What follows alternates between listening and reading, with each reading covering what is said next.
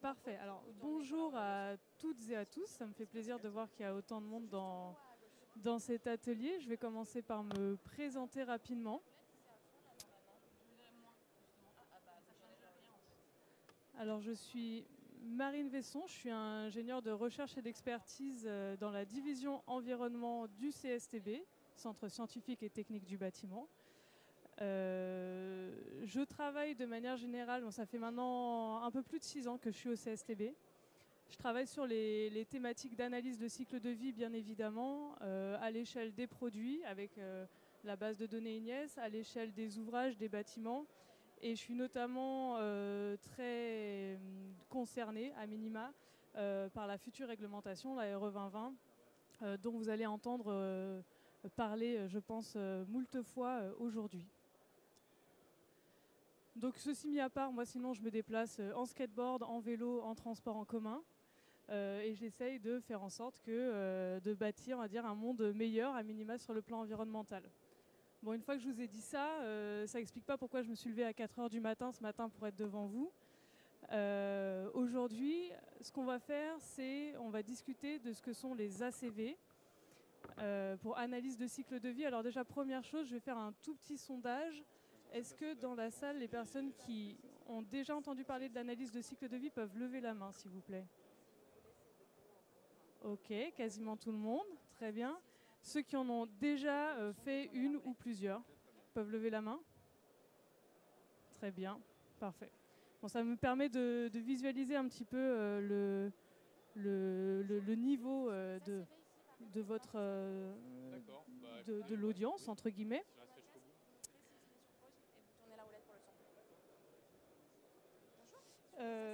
Donc juste sur la présentation, c'est un atelier d'immersion. L'idée c'est de faire quelque chose de relativement collaboratif entre vous et moi. Je n'ai évidemment pas la science infuse, j'ai d'ailleurs quelques petites antisèches, vous pourrez le voir. N'hésitez pas surtout à me poser des questions. Il y en a même, si vous voyez autour de moi, il y a différents sièges sur la scène. S'il y en a certains qui veulent faire un retour d'expérience, discuter avec moi sur des ACV qu'ils ont en cours, etc., n'hésitez surtout pas.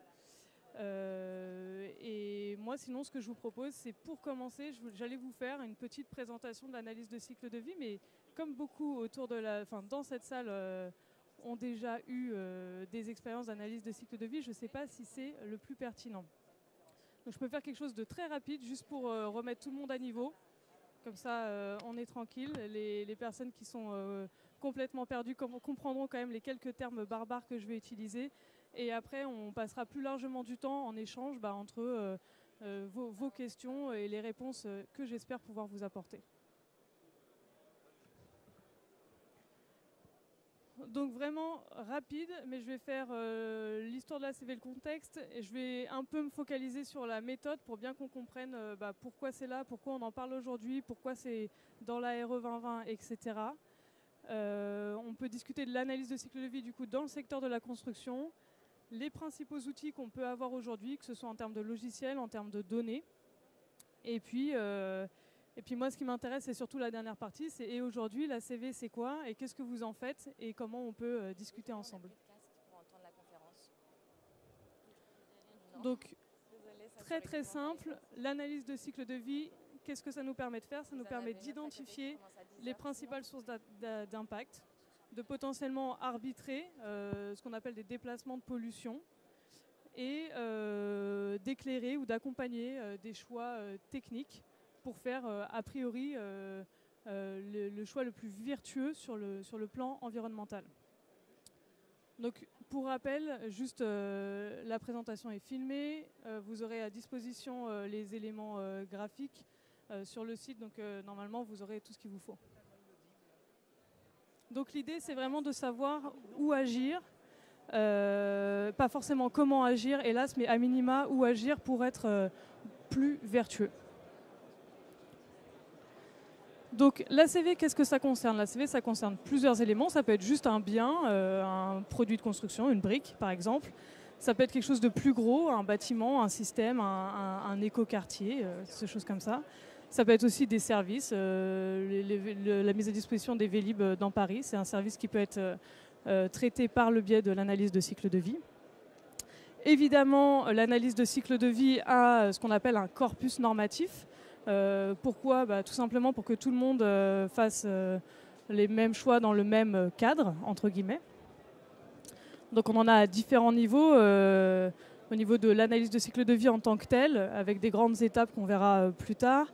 Au niveau des produits de construction, c'est ce qui nous intéresse aujourd'hui. Et des bâtiments, c'est encore ce qui nous intéresse aujourd'hui. Et évidemment, c'est une méthode qui est reconnue comme étant robuste et qui a déjà été utilisée dans divers autres secteurs, l'automobile, etc., etc.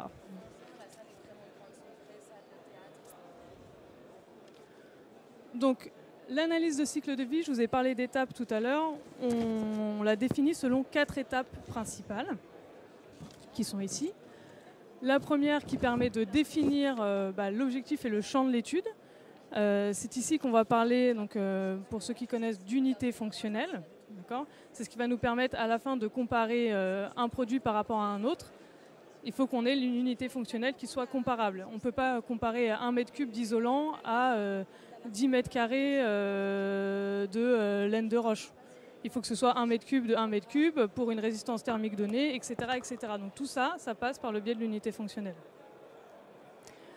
La deuxième étape, c'est l'étape que les ACVistes dans la salle redoutent, l'étape de l'inventaire du cycle de vie. C'est là qu'on vient comptabiliser tous les flux entrants et sortants de notre système, de ce qu'on regarde, de notre bâtiment, de notre brique, etc. Notre troisième étape, ça va être l'évaluation des impacts. Donc là, c'est tous ces différents flux, qu'est-ce que ça donne en termes d'impact environnemental. Donc on verra qu'on a tout un tas d'impacts environnementaux aujourd'hui qui sont calculés. Et tout au long de ces différentes phases, on a une phase dite d'interprétation qui nous permet de remettre en question chacun des choix qu'on a pu faire au fur et à mesure des étapes précédentes. Petit focus rapide sur l'étape 1. Je rappelle que vous aurez les transparences, ça vous permet d'avoir une idée un peu plus précise. Mais une unité fonctionnelle, comment on l'a fait ? On vient prendre en compte une quantité avec une fonction, une qualité de fonction et une durée de vie. Là, en l'occurrence, si on prend pour les bâtiments, la période d'étude de référence de nos bâtiments, aujourd'hui, il peut aller de 30 à 100 ans, on va dire, selon si on est dans le tertiaire ou dans le résidentiel. Comment on l'a défini ? C'est assez simple, on l'a défini avec des verbes d'action, un niveau de performance visé et des conditions d'utilisation, évidemment, qui nous permettent après de s'assurer qu'on est sur des choses qui soient comparables entre elles. Exemple, réaliser la fonction d'isolation d'1 mètre carré de paroi en laine de bois d'épaisseur tatata présentant une résistance thermique de tatata pour une durée de vie de tatata. Ça, c'est l'idée. La deuxième étape, donc celle qui fait le plus peur aux ACVistes, l'inventaire de cycle de vie.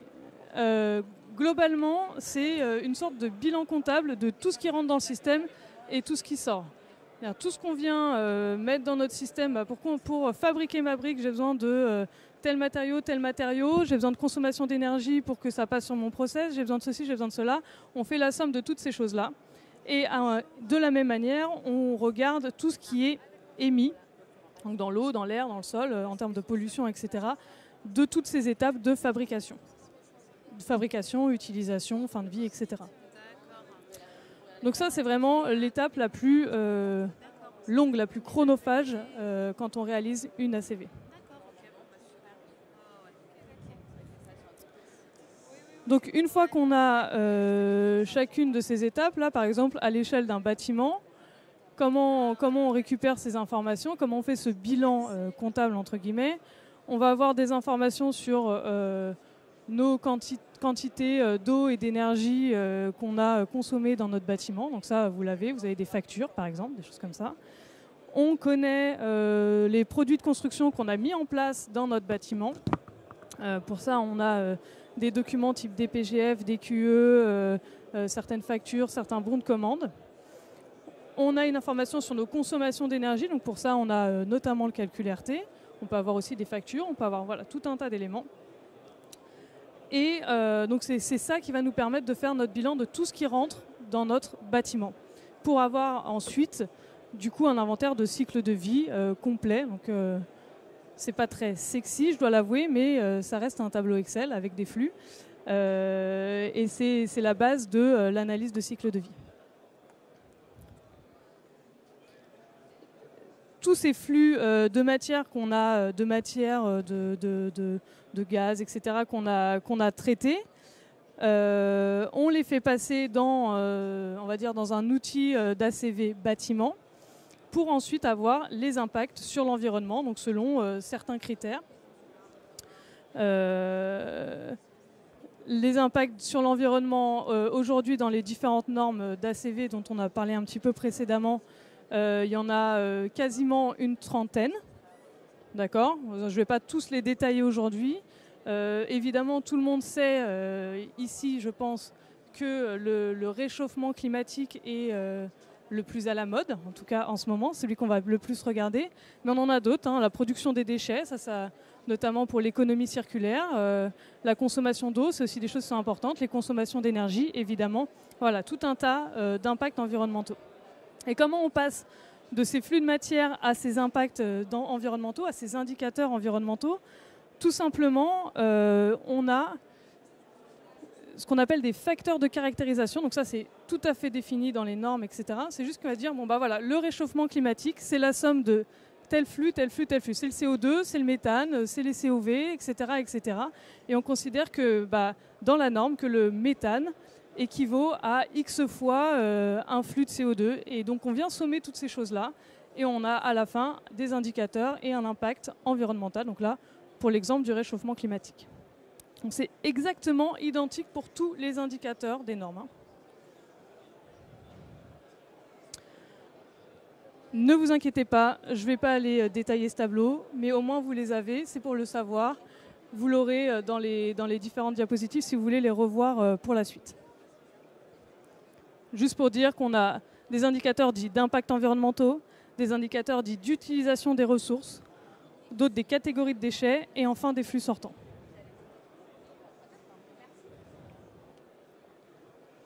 Donc ça, c'est exactement ce que je viens de vous expliquer, donc je vais passer cette slide. C'était l'exemple du réchauffement climatique. Et on en arrive à l'analyse de cycle de vie, donc ACV, appliquée au secteur de la construction. Donc pour rappel, le principe de l'ACV, c'est une approche dite multi-échelle. C'est quelque chose qu'on va retrouver pour les produits de construction, pour les bâtiments, pour les quartiers, pour les villes, les territoires, etc. Et c'est une approche qui est dite multicritère, parce qu'on a justement plus d'une vingtaine d'indicateurs environnementaux qui sont calculés, et donc on peut faire des choix éclairés sur plusieurs indicateurs.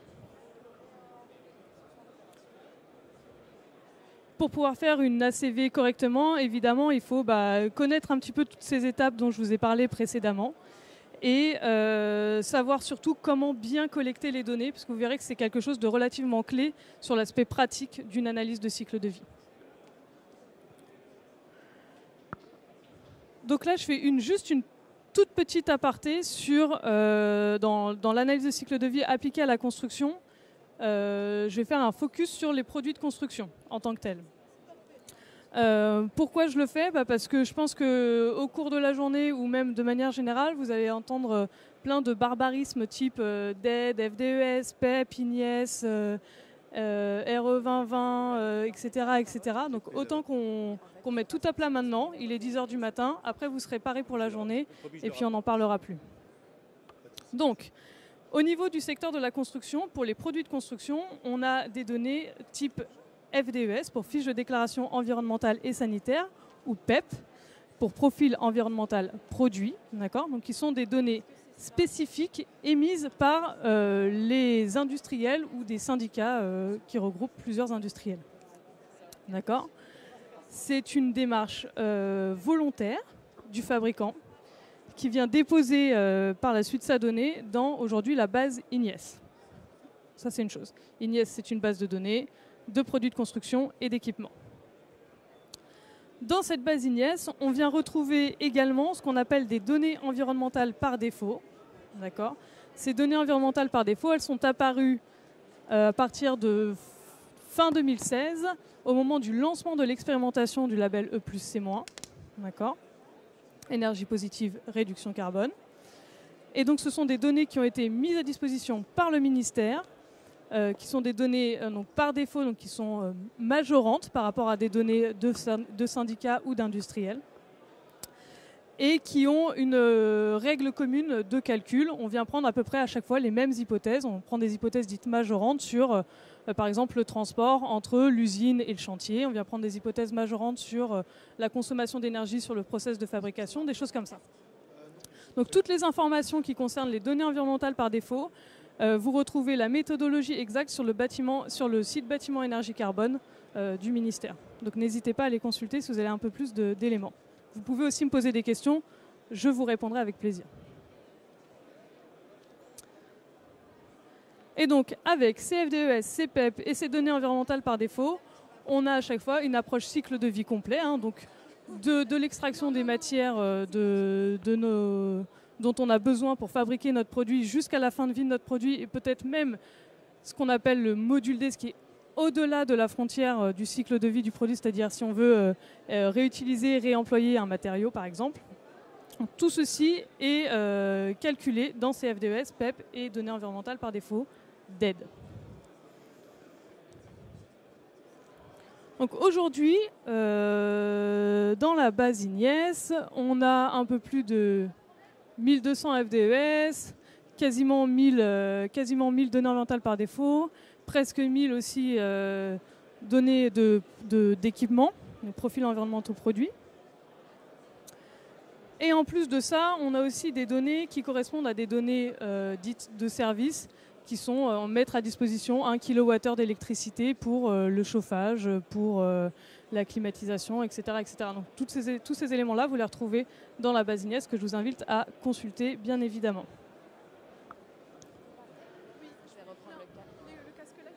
Je passe à la suite. Aujourd'hui, ce qui nous intéresse, c'est l'analyse de cycle de vie appliquée au bâtiment en tant que tel. Pourquoi on fait de la CV dans le bâtiment aujourd'hui, dans le secteur de la construction aujourd'hui? Notamment pour reprendre un petit peu les 7 exigences fondamentales du règlement des produits de construction. Et notamment l'évaluation environnementale des bâtiments qu'on propose de faire par ce biais-là, évidemment, se base sur l'analyse de cycle de vie.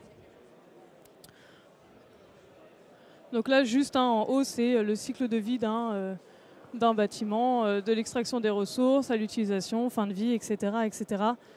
Ce côté cyclique est évidemment quelque chose qui est recherché. Là, je vais traiter un peu plus un sujet dit d'actualité. Donc aujourd'hui, depuis fin 2016, on avait une expérimentation en place, ça s'appelle l'expérimentation E+C-, d'accord, énergie positive, réduction carbone, qui peu à peu se rapproche très dangereusement de la future réglementation RE 2020, qui est annoncée pour une mise en application au 1er janvier 2021, je le rappelle. Vous avez tout un tas de conférences, la conférence 1 sur justement être prêt pour RE 2020, Ready 2050, etc., etc. Je vous invite à y aller. Donc dans cette expérimentation E+C-, qu'est-ce qu'on a fait? Tout simplement, on a mis en place de manière obligatoire le fait de réaliser une analyse de cycle de vie de nos bâtiments. C'est une chose.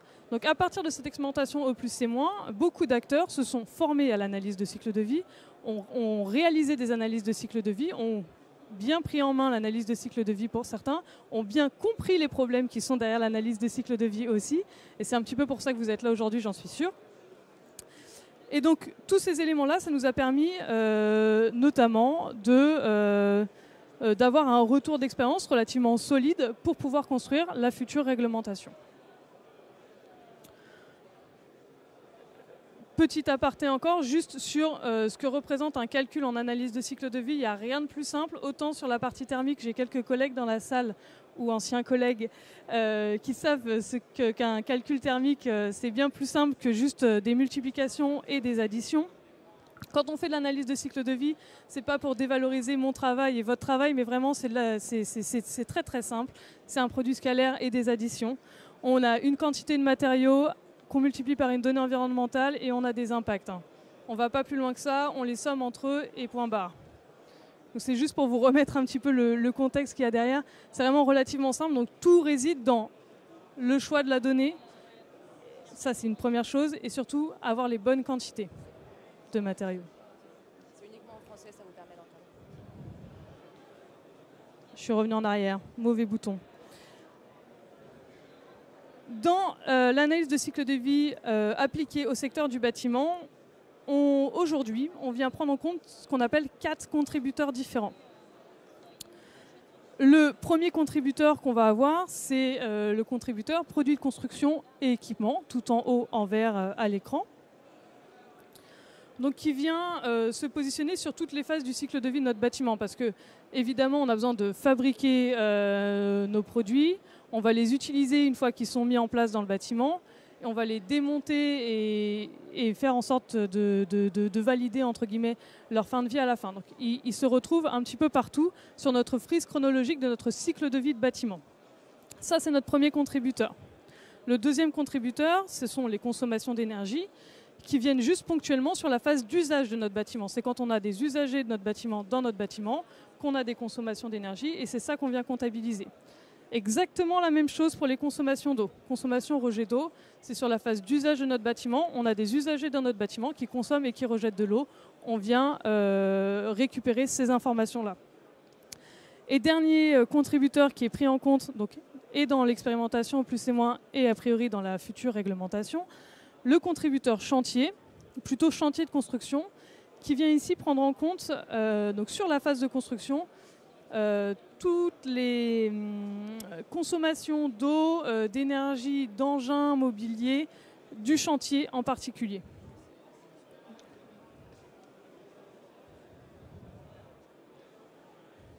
Donc vous voyez, là je me rapproche dangereusement de la fin de mon petit speech d'introduction. Il y a marqué conclusion. Donc qu'est-ce que j'aimerais que vous reteniez, en tout cas, de ma petite introduction avant de vous laisser la parole plus largement. C'est que donc, l'analyse de cycle de vie, c'est une méthode qui est pertinente pour évaluer des impacts environnementaux multi-échelles, multi-critères. Ça, c'est une chose. Que c'est très important de bien définir qu'est-ce qu'on veut avoir dans notre périmètre d'études et où est-ce qu'on veut aller, quelles réponses on veut avoir derrière. Ça, c'est une autre chose. Pour pouvoir le faire, il faut évidemment réaliser un bilan des matières, des consommations qui rentrent et qui sortent de notre système. Ça, c'est autre chose. Et que ce bilan, entre guillemets, comptable, traduit des impacts environnementaux par le biais d'indicateurs environnementaux qui sont très robustes et définis dans certaines normes. L'ACV et le secteur de la construction, rappelez-vous qu'on a donc un cadre normatif et pour les produits de construction et pour les bâtiments. Qu'on a des bases de données type la base de données INIES pour les produits de construction. Et enfin, on a différents logiciels. Aujourd'hui, sur le marché de l'expérimentation, au plus et moins, il y avait 6 ou 7 logiciels reconnus pour réaliser des calculs thermiques et d'analyse de cycle de vie ou simplement d'analyse de cycle de vie. Et comment on utilise l'analyse de cycle de vie ? Aujourd'hui, on l'utilise, moi je trouve, très clairement assez tardivement. On fait des analyses de cycle de vie plutôt sur des phases de livraison de bâtiments. Le but, évidemment, derrière tout ça, c'est de faire des analyses de cycle de vie dans des phases amont de projet pour arriver à faire de l'éco-conception, pour arriver à faire des choix vertueux pour l'environnement dès les premières phases et ensuite arriver à une phase de livraison où on n'a aucune surprise, on sait qu'on est bon et tant mieux pour tout le monde. Donc voilà pour ma phase d'introduction. Maintenant, bien évidemment, je vous invite de une à me poser des questions, de deux à faire des retours et des partages d'expériences. J'espère que je pourrai vous aider dans les problèmes que vous rencontrez. Et en tout cas, merci beaucoup de votre écoute. Des EPD, qui sont donc les Environmental Product Disclosure. Quelle est la différence? Est-ce qu'il y a des chances que ça rentre dans la base INIES ou pas du tout?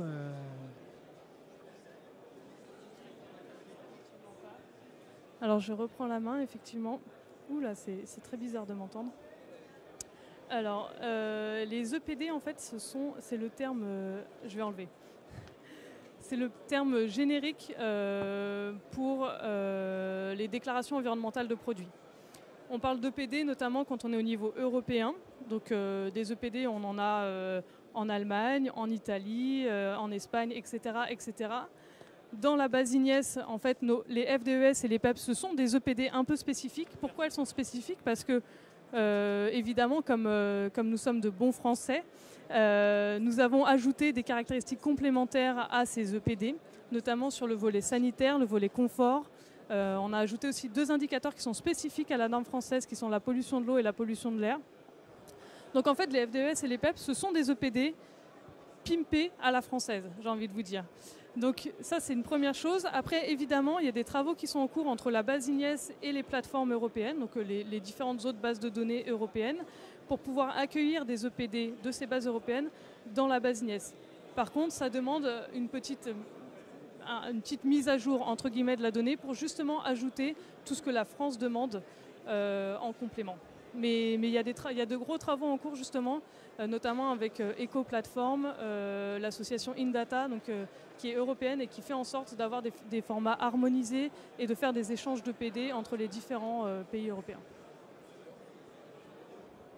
Il y a des questions par là.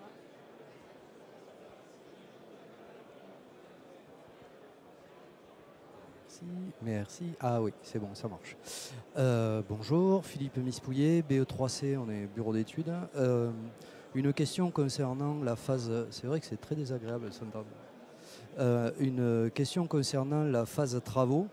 Le transport des matériaux et des matériels est pris en compte dans l'impact carbone. Est-ce que le transport des personnels sera pris en compte aussi ? Ce qui pourrait avoir un impact sur la relocalisation des entreprises. Alors vous parlez bien de l'impact du déplacement des usagers du bâtiment ou des usagers du chantier. Ok, très bien. Donc effectivement, sur la phase chantier, aujourd'hui, ce qui est pris en compte, ce sont tout ce qui est lié au terrassement, tout ce qui va être lié aux consommations d'énergie, d'eau sur place, donc la vie de chantier, entre guillemets. Toute l'utilisation d'engins mobiliers complémentaires, type grue, etc.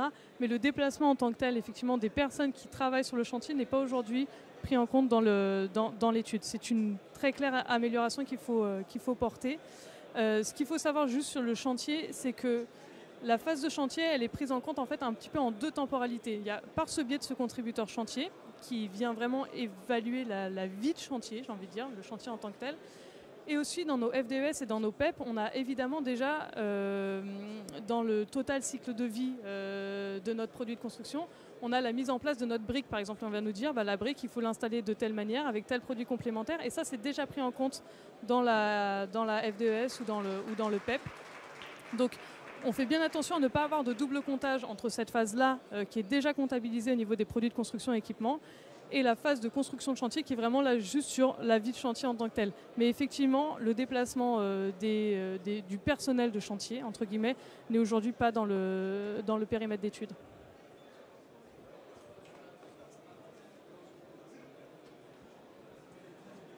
Bonjour. Je suis Cyril Montosé, responsable de service CVC chez OTIS. Alors, j'avais juste une petite remarque. Premièrement, quand vous disiez que les analyses de cycle de vie n'étaient pas forcément prises en compte en amont des études, nous, notre retour d'expérience, on s'aperçoit qu'avec les objectifs E+, C-, on est amené à les prendre très très en amont. Et je pense que ça le sera de plus en plus avec la RE 2020. J'avais juste une petite question un tout petit peu spécifique. J'avais cru comprendre que dans certains postes où l'eau technique, notamment CVC plomberie, les prises en compte des quantités étaient plutôt prises par défaut pour le moment. Est-ce que ça va être amené à changer dans le futur et notamment avec la RE 2020 ? Alors effectivement, très bonne question. Donc oui, je rejoins tout à fait la remarque qui est qu'avec l'expérimentation E+, C- et l'arrivée de la réglementation, évidemment, si on veut être bon à la fin en phase de livraison, il faut faire un peu des conceptions et regarder, faire des ACV en phase amont. Et ça, évidemment, c'est la mise en place de tout ce process qui nous intéresse pour vraiment être très pointu après sur l'éco-conception et arriver sans surprise à la livraison. Donc ça, première bonne remarque, merci beaucoup. Deuxième chose, c'est qu'effectivement, aujourd'hui, sur les lots techniques, on s'est rendu compte que même si on a un nombre intéressant maintenant d'équipements sur la base Ignace, ça ne couvre pas encore tout à fait tout le périmètre dont on a besoin. On n'a pas tout le système en entier décomposé pour pouvoir réaliser ces lots techniques de manière tout à fait détaillée. Donc ce qui avait été mis en place pour l'expérimentation E+C-, c'était ce qu'on appelait des lots forfaitaires qui venaient donc dire bon, bah, voilà, sur la partie CVC, je mets un lot forfaitaire pour mon bâtiment de bureau, pour ma maison individuelle, etc. Ça, effectivement, pour la réglementation RE 2020, c'est en train d'être revu. C'est à l'étude pour avoir à minima des éléments forfaitaires plutôt par sous-lot. C'est-à-dire qu'on pourra à minima spécifier, je ne sais pas, on connaît notre générateur, on connaît nos émetteurs, on peut au moins les spécifier de manière très technique avec les éléments de la base Ignace. Et pour le reste, mettre un sous-lot forfaitaire. Donc ça, c'est une première approche. Et la deuxième approche, c'est que de toute façon, les industriels et les fabricants d'équipements sont très sensibilisés à ça et évoluent aussi et réfléchissent notamment à mettre à disposition des configurateurs qui pourraient aider à prendre en compte justement les systèmes type dits techniques, en tout cas.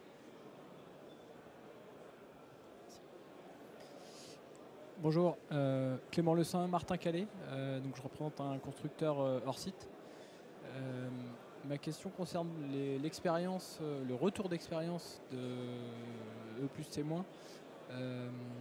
Est-ce qu'on peut trouver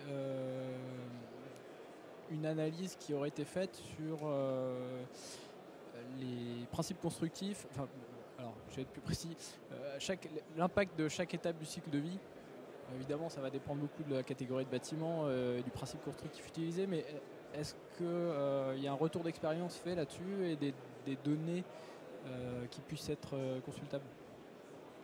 Alors, première chose, c'est que déjà, sur l'Observatoire E+C-, vous avez accès à un export qui est public des données brutes, donc chaque bâtiment qui a été déposé dans l'Observatoire E+C- avec les principales caractéristiques, le type de structure, l'usage du bâtiment, les niveaux atteints, etc., etc. Donc il y a déjà une première chose, une première extraction d'informations, je pense, qui peut être intéressante à partir de ce fichier-là. Donc ça, c'est une première chose.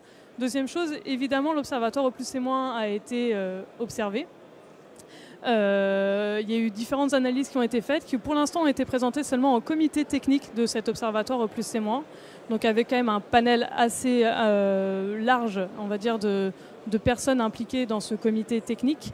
Mais pour le moment, il me semble que ces présentations sont restées juste dans le cercle du comité technique.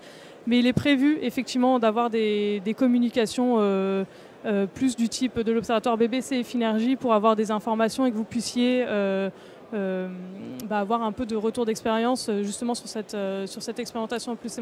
Mais à minima, il y a déjà en données publiques un export de la base que vous pouvez utiliser et avec lesquels vous pouvez avoir des premières informations, je pense. Bonjour, Paul Jallet, BBS Lama. Alors j'aurais deux questions. La première, c'est est-ce que vous auriez un ordre de grandeur du nombre de projets qu'il y a aujourd'hui dans l'Observatoire E+C-? Et ce que ça représente en termes de pourcentage des permis de construire déposés sur la période E+C-? Et deuxième question, c'est un peu la conséquence de ça, c'est dire, on a parlé du fait que la CV allait devenir obligatoire dans les bâtiments à partir du 1er janvier 2021. Aujourd'hui, il y a des bureaux d'études qui sont spécialisés à CV, mais ça ne représente pas la majorité de la profession des bureaux d'études qui sont essentiellement des thermiciens énergéticiens ou fluides. Donc la question qui va se poser, c'est à partir du moment où ça va être obligatoire et que tous les bâtiments vont devoir avoir une ACV réalisée, qui va la réaliser en fait? Comment vous voyez les choses? Est-ce que ce sera le bureau d'études thermiques qui va monter en compétences? Est-ce qu'on restera sur quelque chose de spécifique avec des bureaux ACV? On parle aussi du fait que les économistes font déjà un recensement, un inventaire de ce qui va rentrer dans le bâtiment. Est-ce que les économistes pourraient se voir confier cette mission? Voilà, c'est peut-être un peu différent si selon le type de projet, selon qu'on est dans un petit bâtiment ou un gros. Voilà, c'est des questions un peu ouvertes. Très bien, merci. Alors oui, effectivement, donc, pour un ordre de grandeur, dans l'Observatoire E+C-, aujourd'hui, on est sur à peu près 900 bâtiments déposés. Entre 900 et 1000, ça augmente encore un peu, il y a encore du dépôt. Évidemment, sur le nombre de permis de construire, ça je ne l'ai pas du tout en tête, mais on est bien en deçà, très clairement. Sur la deuxième question de la formation, entre guillemets. Alors il y a plusieurs choses. La première chose, c'est que en lien avec la réglementation RE 2020, il y a un groupe de concertation qui est appelé le groupe de concertation accompagnement, qui travaille actuellement à comment accompagner les acteurs pour prendre en main cette réglementation. Donc pour ça, il y a des éléments de formation qui seront proposés, des choses de type MOOC, des formations un petit peu dites par cible, donc selon qu'on est maîtrise d'ouvrage, maître d'œuvre, bureau d'études, architecte, etc., etc. Donc il y a déjà une première offre, c'est sûr, qui sera faite pour accompagner et pour monter en compétence les différentes personnes. Après, sur un retour beaucoup plus personnel, depuis le lancement d'expérimentation E+C-, donc nous au CSTB, on donne un grand nombre de formations aussi sur la thématique de l'analyse de cycle de vie. Et on a énormément de bureaux d'études thermiques, effectivement, qui viennent et qui veulent passer le cap pour passer de simplement BE thermique à BE thermique et environnement. Et je pense qu'effectivement, ils sont amenés à prendre une grande part de ce marché-là.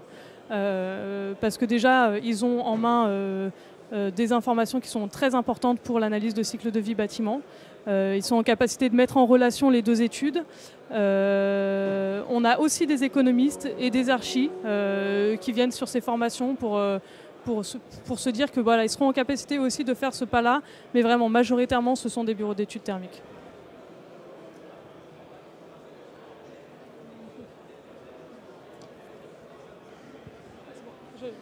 Oui, bonjour, Romain Legras, société Procontain, fabricant de bâtiments modulaires, donc hors site. Dans votre introduction, il ne m'a pas semblé comprendre, ou en tout cas je ne l'ai pas vu, le caractère recyclable des bâtiments, et en tout cas le caractère de réemploi dans une seconde vie d'un bâtiment. Donc est-ce que ces données sont prises en compte actuellement ?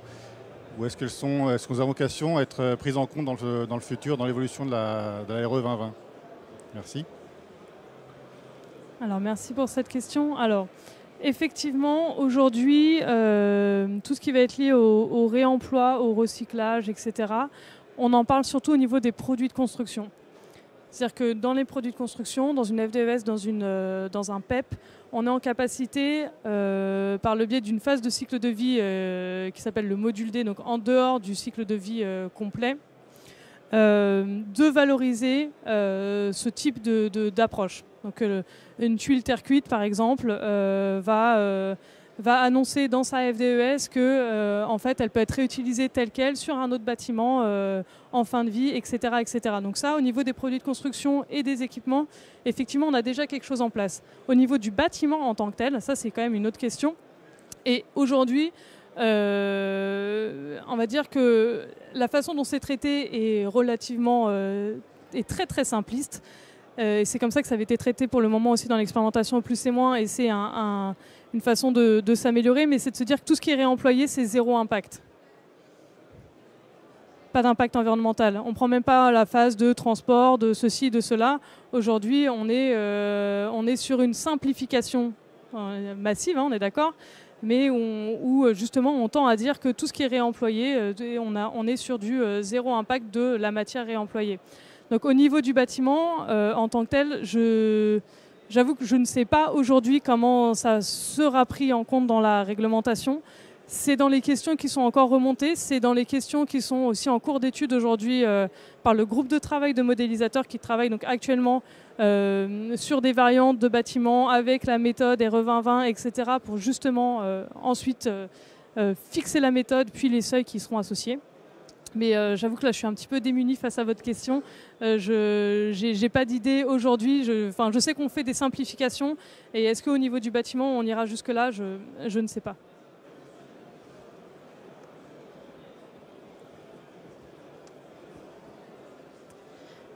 Bouchra Soldi, Société Léon Gross, entreprise générale. J'ai eu deux questions. Première, Pour nous, c'était pour avancer, pour prendre en amont la CV dans nos projets, donc d'imposer des fournisseurs qui ont des FDES. On a eu des surprises dans environ 2-3 produits où on a trouvé qu'il y a des FDES, mais ils ne sont pas déclarés dans INES. Donc pour nous, c'était automatique déclaré dans INES. La question est, est-ce qu'il y a des démarches de sensibilisation ou de travail en groupe avec la base de données INES et ses fournisseurs, notamment européens, pour se rattraper. Parce qu'on a des projets, on est bloqué sur l'atteinte des objectifs parce que les FDES ne sont pas déclarés dans INES. Deuxième question, j'ai vu des retours d'expérience sur des projets où on a des grands objectifs de retour aux énergies renouvelables. Donc, ils étaient obligés de passer par des solaires photovoltaïques. Et on a pas mal de produits, voire la majorité très performants, qui n'ont pas de FDES. Donc voilà, pour atteindre l'objectif énergie renouvelable et bilan carbone, donc est-ce qu'il y a des démarches à faire pour résoudre ce problème? Merci. Alors merci, très bonne question. Effectivement, c'est quelque chose dont on s'est confronté dans le retour d'expérience globale lié à E+C-. Donc première chose, sur la base INES, elle est aujourd'hui en gestion à l'Alliance HQE-GBC, qui aujourd'hui encore a fait un gros appel à participation et à accompagnement pour justement créer des FDES, créer des PEP sur des secteurs, des segments de la base INES où il en manque. Ils font régulièrement, au moins 2 fois par an, un état des lieux, des données manquantes pour aller ensuite sensibiliser les industriels en disant il manque vos données dans INES. Est-ce que vous êtes en phase de construction d'une FDES? Est-ce que vous avez besoin d'un accompagnement? Est-ce qu'on a besoin de vous orienter vers telle ou telle personne? Donc il y a un travail tout du long qui est fait en tout cas par la base INES pour essayer d'aller chercher ces données manquantes. Ça, c'est une première chose. Une deuxième chose, on s'est rendu compte dans l'expérimentation E+C- qu'il y avait quand même un fort impact quand ce sont les constructeurs, les ACVIS bâtiments, ou les bureaux d'études, qui ont besoin d'une donnée, qui reviennent vers le fabricant en disant voilà, moi j'ai un projet, il doit passer à un niveau carbone tant. Le seul moyen pour moi de le faire passer, c'est que la FDES de ta moquette soit disponible sur la base INES. Et par ce biais-là, on arrive à sensibiliser l'industriel en disant bah oui, c'est une démarche qui est certes volontaire, mais qui a derrière quand même une forte implication au niveau du bâtiment. Donc par ce biais-là, on a eu quand même pas mal d'industriels qui se sont mis en marche pour réaliser des FDES un peu plus massivement et pour pouvoir mettre à disposition. Donc je vous invite toutes et tous à continuer ces démarches auprès des fabricants directement. Si vous êtes une personne, peut-être qu'ils ne le font pas. Si on est déjà à 2 retours, ça commence à poser des questions. 3, 4, 5 et à au 5e retour, ils créent leur FDES. Pour rappel, une FDES, il y a différents bureaux d'études qui sont en capacité d'en créer. On est quand même sur un budget d'environ, je dirais au moins 5 000 € pour pouvoir faire une FDES. Après, il faut la faire vérifier, puis la déposer dans la base INES. Donc, c'est un process qui peut être quand même relativement long, surtout au niveau de votre accompagnement, au niveau du bâtiment. Enfin, voilà, je ne sais pas si c'est toujours en adéquation. Mais voilà, n'hésitez pas à aller contacter les industriels. Ça, c'est une chose qui est vraiment importante. Et du coup, dernier élément plutôt sur la partie énergie renouvelable, effectivement, il y a un très gros manque dans la base INES sur les panneaux photovoltaïques, etc. On est majoritairement sur des données environnementales par défaut. Donc, comme je l'ai dit tout à l'heure, ce sont des données qui sont majorantes. Donc, quand on travaille une obtention d'un niveau carbone dit, c'est très complexe avec ce genre de matériaux. Donc là, de la même manière, c'est un secteur qui a été identifié comme étant fort au niveau du manque de données et donc qui est sollicité régulièrement pour pouvoir fournir de la donnée environnementale et notamment sur l'appel à accompagnement qui est conjoint entre l'Alliance HQE et l'ADEME, financement ADEME, c'est un des secteurs qui est identifié en tout cas pour pouvoir avoir des données rapidement. Bonjour, Paul Cheliac, WO2, je suis maître d'ouvrage. Je voulais savoir jusqu'où on allait dans le détail quand on faisait une FDES et par exemple pourquoi est-ce que dans la formulation d'un béton on pouvait se permettre de ne pas prendre l'impact environnemental des laitiers de hauts fourneaux. Et je voulais aussi donc savoir si cet impact environnemental il était pris en compte par l'industrie du coup des hauts fourneaux ou s'il risquait d'être perdu et que personne ne le comptabilise. Ah, excellente question. Je suis bien mal à l'aise d'y répondre, mais excellente question.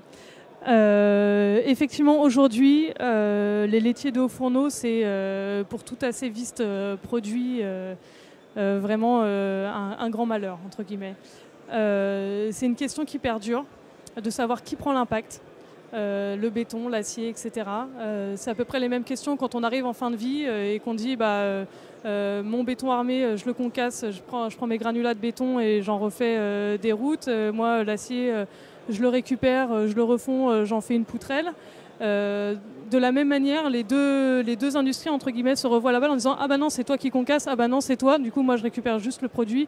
Donc ça c'est une vraie question, c'est une question très technique, pointue, méthodologique, sur lequel justement le groupement de vérificateurs d'ACV produits, donc ceux qui sont identifiés par la base IGNES, travaillent actuellement. Voilà, ils ont remonté quelques problèmes, quelques incohérences comme ça entre les différentes filières.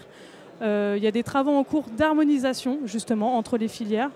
Donc là on a l'exemple béton et béton-acier, on en a d'autres sur les biosourcés. Enfin voilà, on a plusieurs éléments qu'on a vus au fur et à mesure de l'expérimentation, des manques.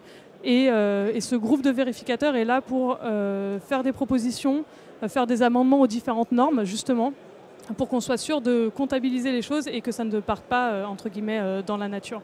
Mais c'est effectivement un manque aujourd'hui très bien identifié.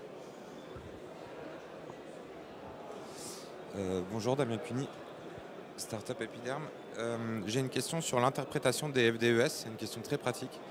Dans les FDES, pour prendre l'exemple d'un isolant, on peut trouver une FDES pour un isolant de 100 mm et 140 mm. Quand on a besoin de 120, est-ce qu'on peut interpréter la FDES et faire une règle de 3 ou on retombe sur la donnée générique? Pareil, dans une FDES, on a un scénario de transport entre une distance entre l'usine et le chantier. Est-ce que c'est interprétable ou est-ce qu'on doit prendre la donnée telle qu'elle? Et question subsidiaire, c'est des questions, comme je disais, très pratiques. Est-ce qu'il y a une source où on peut avoir des exemples de calcul et justement qui répondrait à ces questions?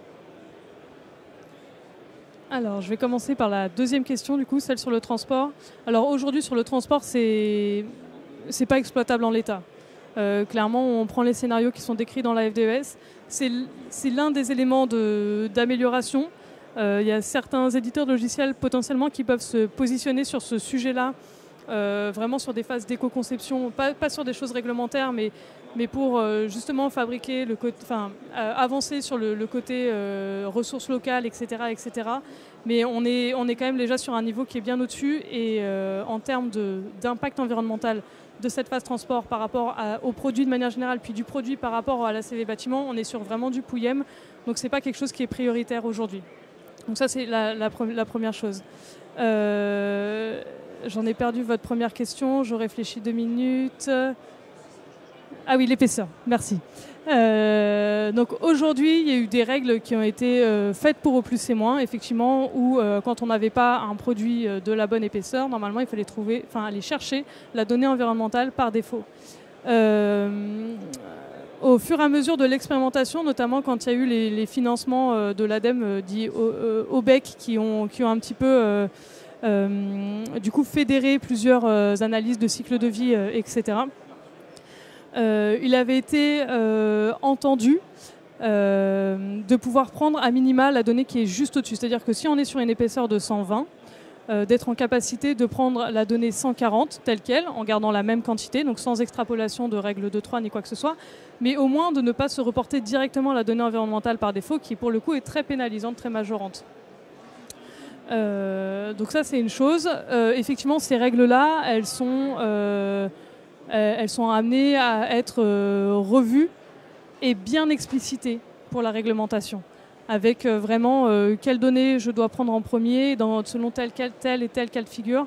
Et je pense que cette règle de pouvoir laisser la possibilité de prendre la dimension supérieure quand il y a une FDES qui existe restera en tant que telle. Bonjour. Attendez, j'arrive. C'est bon. Benjamin Cabri, éditeur du logiciel Archivizard,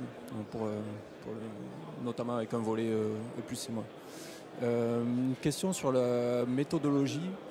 En fait, donc on a vu que l'idée de prendre en compte l'analyse de cycle de vie dans la future réglementation, c'est aussi pour amener cette problématique assez tôt dans la conception du projet. Aujourd'hui, la méthodologie est un peu lourde en fait, pour pouvoir prendre effectivement en compte cet élément dans les premières phases de conception. Et une des problématiques qui se posent, c'est par ailleurs la complétude des données qu'on va mettre dans l'analyse de cycle de vie, puisque plus on oublie de choses et meilleur on est finalement. Est-ce que vous pouvez nous dire s'il y aura des mécanismes de contrôle ou des indicateurs, et est-ce qu'il y aura des moyens de s'auto-évaluer en fait, savoir si notre ACV est valide en fait. C'est un peu la problématique qui se pose chez nos utilisateurs aujourd'hui. Alors encore une fois, une excellente question, ça me fait plaisir, très bonne assemblée. Alors oui, pour toutes les personnes qui pratiquent l'analyse de cycle de vie dans la salle, très clairement l'un des problèmes fondamentaux, c'est ce qu'on appelle la complétude de l'analyse de cycle de vie. Comme cela vient d'être souligné, moins on met de matériaux, meilleur on est, donc au moins on est tranquille. C'est complètement l'inverse de ce qu'on avait dans les calculs thermiques où on était sur des données par défaut de manière générale qui étaient un petit peu majorantes, et dès qu'on prenait le temps de spécifier des choses, on venait diminuer nos consommations, etc. Donc là, on est complètement sur un autre paradigme et c'est un vrai problème. Donc ça, c'est une chose qui est très bien identifiée, ce problème-là en tant que tel. Il y a eu, avec les différents groupes de concertation, groupes d'expertise de la RE 2020, un groupe d'expertise qui est spécifique à la vérification, un groupe d'expertise qui était spécifique sur la complétude, où il y a eu plusieurs propositions qui ont été faites. Donc aujourd'hui, moi, je n'ai pas encore tous les arbitrages finaux. Mais ce qui est sûr, c'est qu'il y aura des outils de vérification pour la complétude des ACV. Il y aura des choses qui seront automatisées, donc qui seront mis, je pense, à disposition des éditeurs de logiciels, justement, pour qu'à la fin d'une analyse de cycle de vie, vos utilisateurs sachent de suite s'ils sont ou pas sur une ACV complète. Donc ça, c'est un premier élément. Il y aura de la vérification, ça c'est sûr. Et pour revenir sur les éléments plutôt de phase amont, je suis bien d'accord, on se rend bien compte que le problème, c'est qu'en phase amont, on n'a pas du tout assez de détails pour pouvoir faire une ACV complète. On a besoin de données représentatives un peu plus larges ou génériques. On a besoin de lots, à la limite, de forfaits un petit peu sur des choses qu'on ne connaît pas ou qu'on ne maîtrise pas encore à ce niveau-là. Et ça aussi, c'est des choses qui ont été proposées dans les différents groupes d'expertise pour faciliter les analyses de cycle de vie en phase amont. Alors ça, pour le coup, je ne vous promets pas du tout que ce soit dans la réglementation, même si, encore une fois, hein, je parle en mon nom, Marine Vesson. Mais par contre, je pense que ce sont des choses qui seront développées par des outils de recherche ou par des instituts de recherche, le CSTB en fait partie, qui mettront à disposition des utilisateurs des moyens plus simples de faire des ACV un peu plus dites, on va dire, express ou simplifiées, qui permettront d'avoir quand même des premiers ordres de grandeur, des premières choses vraiment sur des phases amont et de revenir spécifier au fur et à mesure. L'idée, c'est vraiment ça, c'est vraiment d'avoir quelque chose d'assez simple, d'assez majorant. Comme on ne sait pas, on préfère prendre la pire hypothèse, entre guillemets, et au fur et à mesure venir spécifier et venir affiner notre impact environnemental. Ça, c'est vraiment l'idée. Donc, sur la partie complétude, vérification, c'est un sujet qui est relevé, soulevé, sur lequel il y a eu beaucoup de débats, qui va passer en groupe de concertation d'ailleurs bientôt pour le présenter aux acteurs, pour voir ce qui va être gardé. Mais c'est sûr qu'il y aura de la vérification et de l'auto-vérification automatisée, en tout cas. Sûr et certain. Sur les phases amont, je pense que là, ce sera plus laisser libre cours, entre guillemets, justement aux éditeurs de logiciels, aux instituts de recherche, de pouvoir proposer des méthodologies qui viennent faciliter et accélérer les ACV. Bonjour. Bonjour. D'autres questions? Nasser Berbiche, bureau d'études à Dijon. J'ai une question concernant les PEP, les PEP. Donc j'évoque souvent le sujet avec les fabricants. Certains ne savent pas ce que c'est, d'autres me disent que c'est assez laborieux de les faire. Donc c'est long et ça coûte de l'argent. Apparemment entre 10 et 20 000 euros. Après je ne sais pas si c'est exactement ça. Sachant qu'on est sur des éléments techniques qui sont voués à évoluer assez fréquemment. Donc par exemple sur une CTA, si on va changer l'échangeur, il faut une nouvelle fiche. Donc mettre à nouveau de l'argent, ça prend du temps, donc, etc. Donc est-ce que dans le futur, le système va s'assouplir pour permettre d'avoir une disponibilité assez complète des fiches, parce qu'aujourd'hui, concrètement, si on veut concevoir un bâtiment E4C2, et si on s'amuse à mettre des valeurs par défaut et des lots forfaitaires, c'est impossible. Donc ma question c'est, est-ce que dans le futur ce sera plus assoupli pour les fabricants, pour les industriels, pour que ces éléments techniques-là soient correctement intégrés au sein des projets? Et aussi, deuxième question, vous avez parlé des panneaux photovoltaïques. Donc il est vrai qu'on a très peu de fiches qui sont disponibles. Par exemple, sur un projet, si je veux mettre des panneaux photovoltaïques semi-transparents, aujourd'hui il n'y a pas de fiches. Donc concrètement, comment je fais?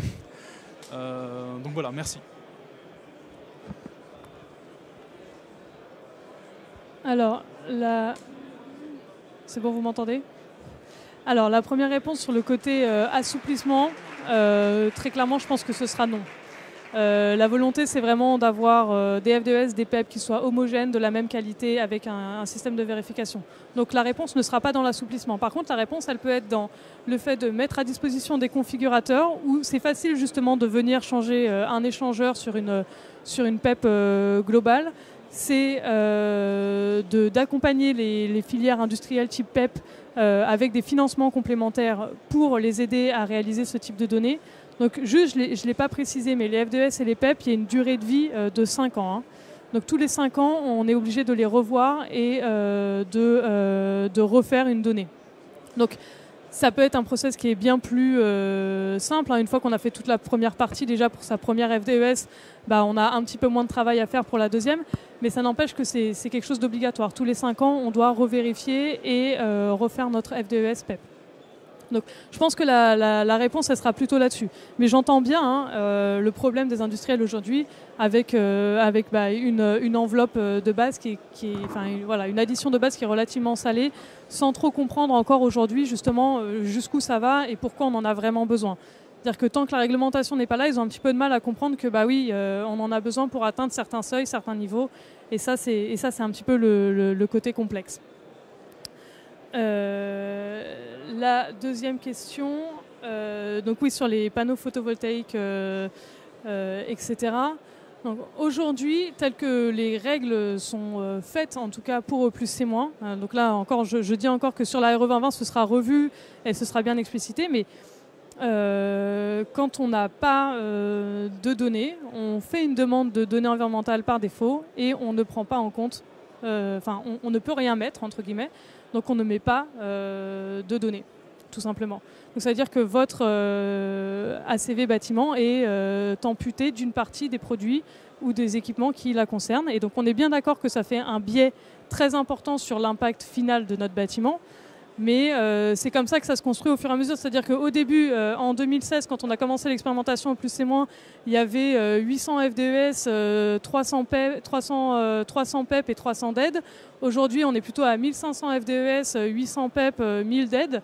Voilà, c'est qu'au fur et à mesure, ça se fournit. Et donc, au fur et à mesure, on est en capacité de réaliser des analyses de cycle de vie plus complètes. Bon, après, toutes ces règles-là, pour la RE 2020, seront bien respécifiées, très clairement. Donc je pense que les questions seront... des questions de ce type, en tout cas, se poseront moins. Voilà.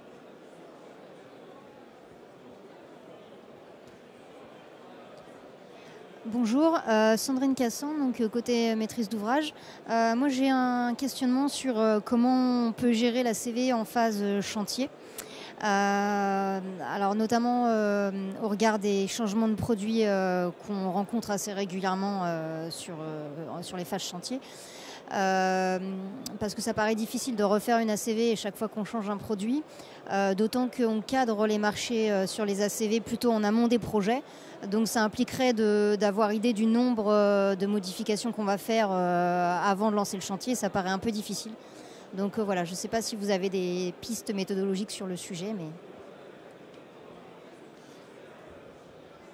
Alors encore une fois, très bonne question. Effectivement, on se rend bien compte quand on est dans la vraie vie du bâtiment, entre guillemets, quand on est sur un chantier, on a fatalement des modifications de matériaux de dernière minute. On a fatalement quelque chose qui va pas être tel que décrit dans le DPGF, etc., etc.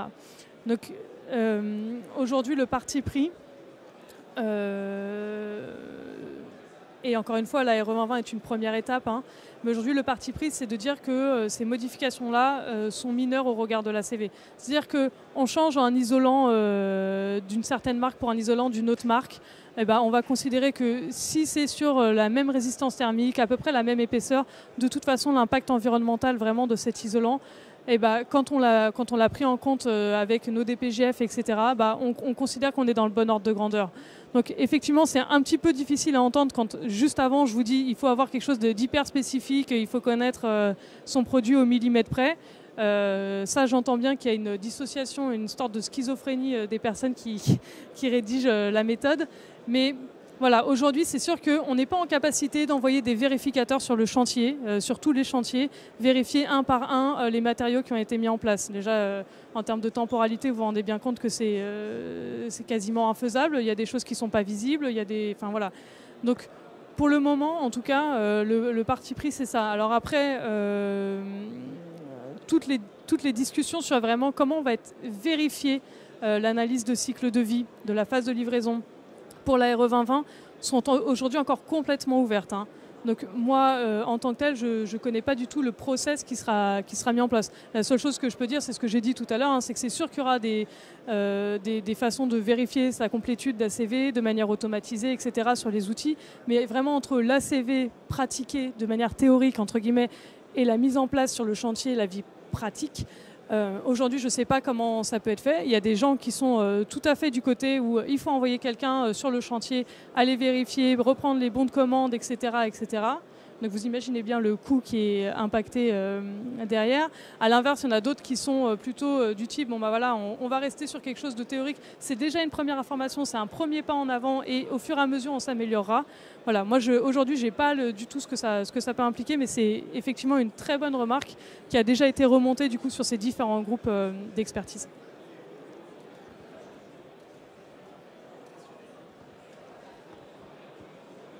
Bonjour. Bertrand, Eiffage, entreprise générale. J'avais une question concernant la durée de validité. Tout à l'heure, vous en avez parlé des FDES qui est de 5 ans aujourd'hui. Vous m'arrêtez si je me trompe, mais il me semble que cette durée de validité, donc la FDES doit être valide à la livraison du bâtiment. Dans l'expérimentation E+, C-, des fois il y a souvent plusieurs années entre la conception et la livraison finale.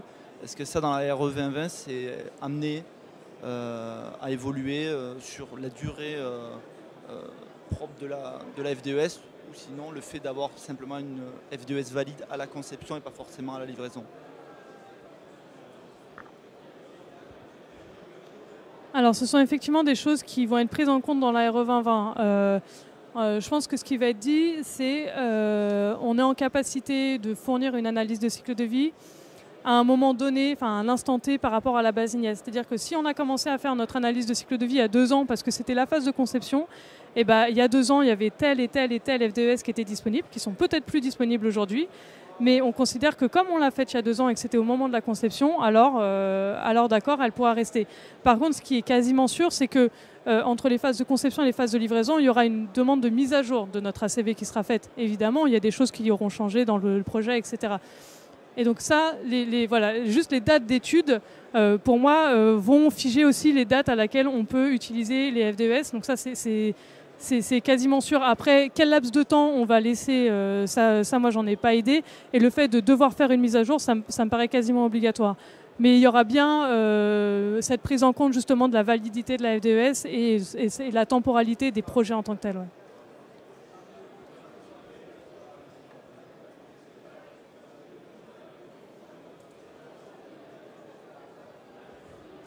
Bon bah, je crois qu'il est l'heure maintenant. Merci beaucoup pour vos questions, votre patience et de m'avoir écouté jusqu'au bout. Bonne journée à toutes et tous.